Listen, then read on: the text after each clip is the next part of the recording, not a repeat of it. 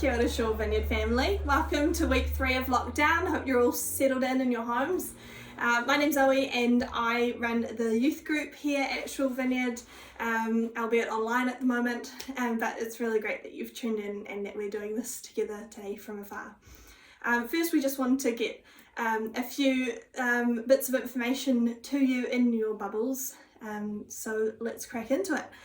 The first thing, public service announcement, it is Father's Day today, so if you hadn't picked up on that, look at your phone, but I'm sure that none of you are having any issues with that, so I hope the pancakes are going, the phone calls are happening, and there's lots of love being given to all of our dear dads. Since I've got the stage, special shout out to Dean Pearson and Alan Wood, love you guys so much. But we'll be giving them a phone call later on today, no doubt, but hopefully they know they're very, very loved. A few things worth mentioning are that during this time, connecting is so much going to be online and through text, phone calls, that kind of thing. So if you're wanting to connect in with Shore Vineyard community and what's going on regularly with us, the best place to be is on Vic's regular email.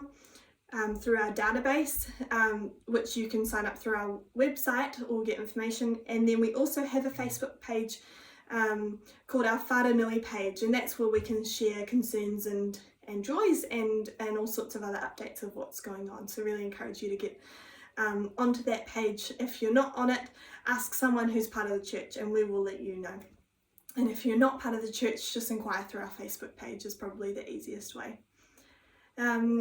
Apart from that, another noteworthy thing that is happening at the moment is the food bank is going off. Sophie is doing an incredible job down there working with a team of volunteers to get food all over the North Shore. So yeah, I guess just want to give big ups to the team doing that and massive encouragement. And we are doing something in this lockdown which is really encouraging, and we're so glad that we can be involved in helping out people who need it in this time. So as we go into the service, Vic is going to be sharing on broad shoulders, but before that, Tim's going to lead us in a song of worship. Again, it's just so nice to have you here, even though it's online, so we just hope you enjoy today, and do stay till the end. We'll be facilitating a time of prayer. See you later.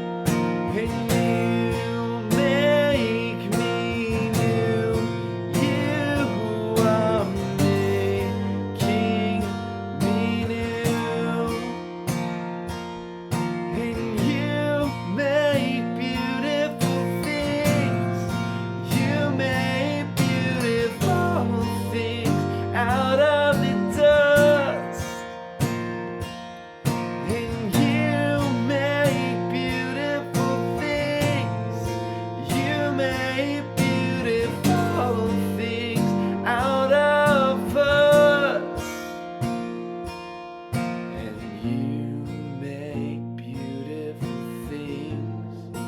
You make beautiful things out of dust. And you make beautiful things. You make beautiful things out of us.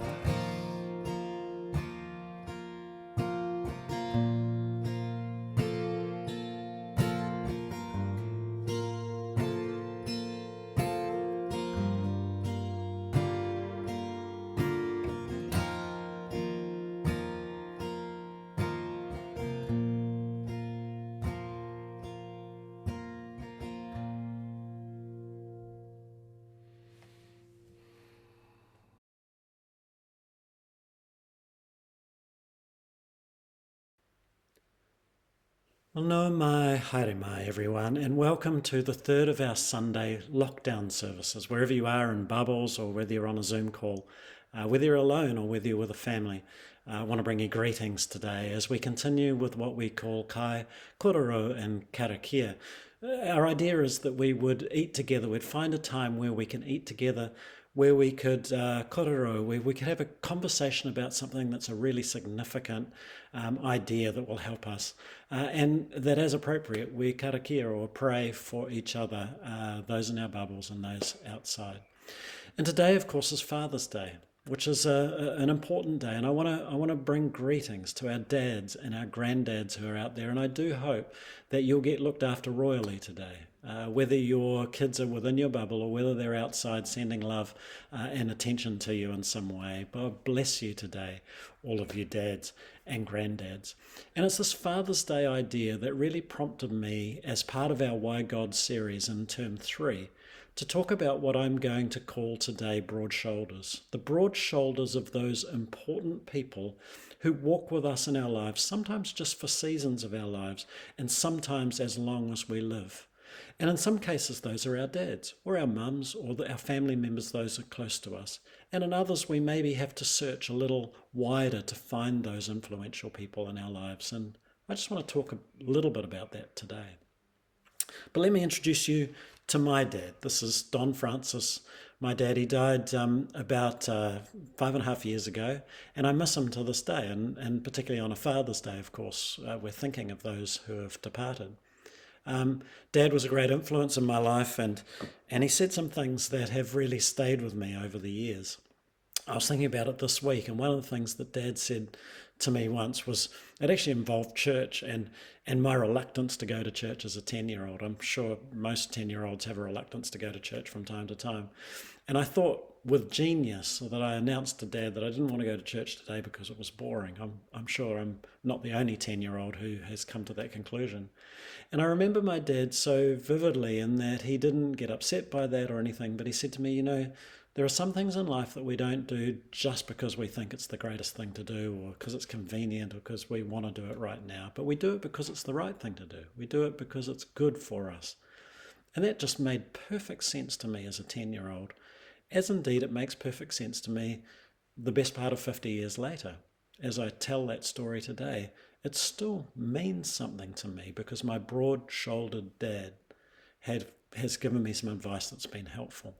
I want to introduce you to another person who has a broad-shouldered dad, and that is Jamie Harris, and she's from our congregation. She's going to tell you a little story about her dad. Kia ora SVC whānau. Both of my parents have played incredibly influential parts of my life, and I'm really grateful to them both. Today I'd like to talk about my dad. My dad is an amazing man who I really look up to and respect. He is a role model to me and a great pillar of strength. So one of the crossroads that I have come to in my life was after I'd finished school. I had no idea what to do afterwards, and there was Dad, happy for me to ask him questions and to ask him honestly, Dad, what do you think I'm good at? Dad, can you give me advice on this? And he did, and he shared with me my best strengths, my best qualities, and that really helped me and gave me strength to know what I needed to do next. So just things like that, Dad is always able to help with, giving advice, and I can always rely on his honesty. If I ever ask for an opinion, he will always give me his honest opinion, and that's something I really, really admire, especially in today's day and age. Also, I can rely on Dad's trustworthiness as well. If ever I were to share something with him in confidence, I know that he would keep that and respect that. And I guess one of the main things is just that Dad is just so constant and consistent in my life that wherever I am, whether the issue is big or small, he will always be there, and I know that he's always just a phone call away. And to me, that is a huge, huge, huge pillar of strength in my life, and it's something that plays a massive, massive role. So thanks, Dad, for being a broad shoulder for me and for being there for me. I'm so, so grateful for you.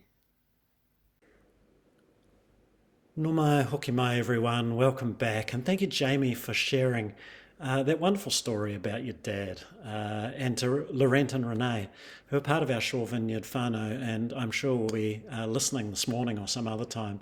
God bless you, and well done indeed.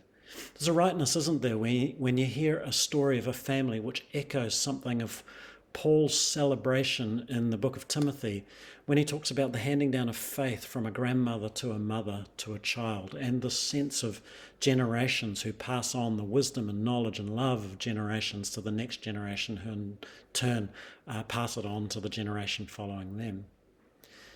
And yet, and I've been more conscious than ever over recent times, that not everyone has the same positive associations with their fathers or those close as Jamie has, or indeed as I have had. In talking this term about pilgrimage when the wheels fall off, we have to go deeper and acknowledge that for some our experience of supposedly broad shoulders has come up short, and that may well involve on Father's Day our fathers, or our mothers, or other family members, or people who should have been trusted figures. And so we have to ask, well, how do we negotiate that? I think one of the important things that we can do is to give permission and to recognise that everybody's journey is different, and to acknowledge these things and be together as our friends and our loved ones cry out or grieve or seek help, to be there for them. So today we take pause for a moment. For those for whom today even may be a difficult day. For those for whom are aware of the lack of broad shoulders. And we enter your space today. We do it through technology, or we do it in our bubbles, or we do it by the power of the Holy Spirit. And we share that moment. We share the weight that you feel, the grief or the pain. And we don't ask anything of you, but we sit here and we acknowledge you. And we trust that there's something healing and healthy even in that.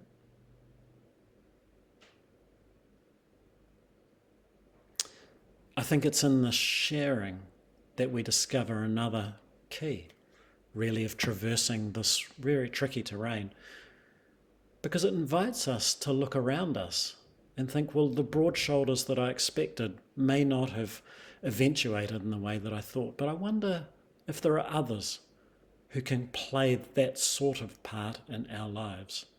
And for one of our Shore Vineyard pastoral team, Sandy Thompson, this indeed was quite a revelation, and I've asked Sandy to share a little bit of his story with us today. Hand it over to you, Sandy. My dad was not what you could call an ideal father. There was many issues, many problems, and I couldn't square the idea of the loving father who cared and thought about his children with my own life experience. So Wendy and I were off on a conference one day, and we were in the worship. Worship seemed to go on forever and ever in those days. It was fantastic. We were worshipping away, and I was asking God this question, how can I see you? I don't trust fathers. And the words suddenly came to me, and a picture, and the words were, just look at the fathers I've sent you. And the pictures were flashing up images of 3 or so people that basically God had sent to me about and said, this is who I am. These see me in them. And that changed completely my whole understanding and openness to actually being somebody in a relationship with a father. As I was thinking about this, I think it's quite surprising the number of times that we unconsciously find ourselves in the role of father to others. We may have no idea what we're doing or how we're being seen or perceived. But Lord, just bless all of the people in the role of father, of any kind of father, and bless those that they are fathering and parenting. So, to finish, Manakai koto ena ha koro koro. Just bless the fathers. Well, thank you, Sandy, and thank you for sharing from your heart and telling your story. And again, bless the fathers and those who play the role of fathers. Paul said in Galatians 6 that we as community, as believers, are to bear one another's burdens, and that when we do that, we fulfill the law of Christ. That's amazing. And the word burden here is interesting. It's the Greek word baros, which means to be overtaken either by a sin or by an unfortunate or tragic event. And I like that he uses that word baros because it gives an acknowledgement that we do and that we will wear some big stuff. And that at least part of the solution is being in community, bearing with one another in the burdens that we face.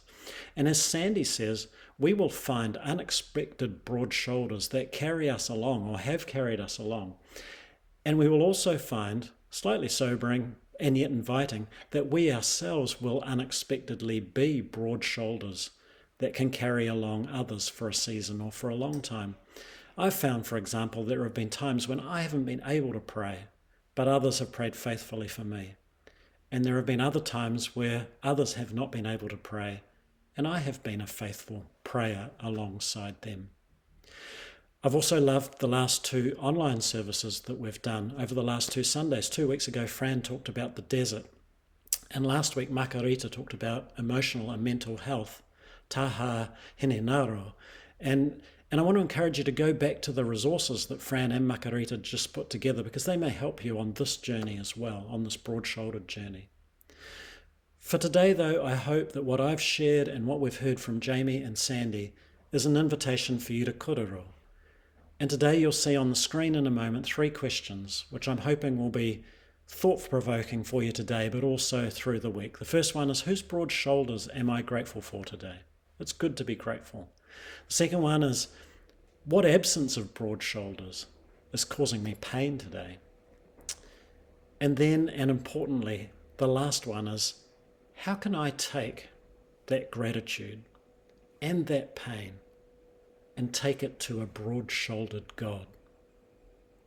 How can I outwork that during this week? God bless you, Shore Vineyard. We look forward to coming back and being with you again next Sunday. It's been a pleasure to be with you today. Here are those questions, and I trust your conversation and your prayers will be fruitful indeed.